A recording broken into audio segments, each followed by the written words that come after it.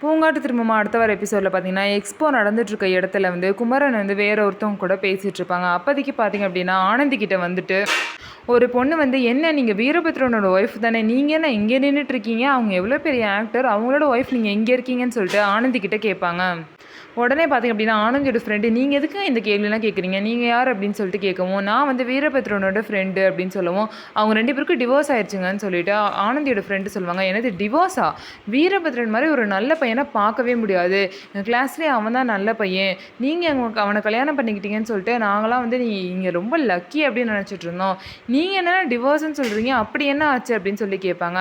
உடனே ஆனந்தியோட ஃப்ரெண்டு நீங்கள் என்னங்க அவங்களோட பர்சனல் லைஃப்லாம் பற்றி கேட்டுட்ருக்கீங்க, என்னங்க உங்களுக்கு வேணும் அப்படின்னு சொல்லிட்டு, உங்களுக்கு நல்லவன் தெரிஞ்சிச்சுன்னா நீங்கள் போய் அவங்க கூட வாழ்ந்து பாருங்கள் அப்படின்னு சொல்லிட்டு அவங்கள திட்டி வந்து அமைச்சிருவாங்க. அதுக்கப்புறம் வந்து குமரன் வந்து என்னாச்சு, என்ன பிரச்சனை, கஸ்டமர் கிட்ட கத்திட்டு இருந்தீங்க அப்படின்னு சொல்லி கேட்கவும், ஏதாவது சொல்லி வந்து பார்த்தீங்க அப்படின்னா ஆனந்தியோட ஃப்ரெண்டு வந்து சமாளிச்சிருவாங்க. அதுக்கப்புறம் குமரனும் பார்த்தீங்கன்னா போயிடுவாங்க. ஸோ பாவம் ஆனந்திக்கு வந்து ஏதாவது பிரச்சனை வந்துட்டே இருக்குது. ஆனந்தி வந்து தனக்கு கல்யாணம் விஷயத்தை குமரன் கிட்ட சொல்லலாம் அப்படின்னு நினைக்கிறாங்க. சொன்னதுக்கப்புறம் குமரனோட ரியாக்ஷன் எப்படி இருக்குது அப்படிங்கிறத பார்க்கலாம். நம்ம வீடியோ உங்களுக்கு பிடிச்சிருந்தா நம்ம வீடியோவை லைக் பண்ணிக்கோங்க.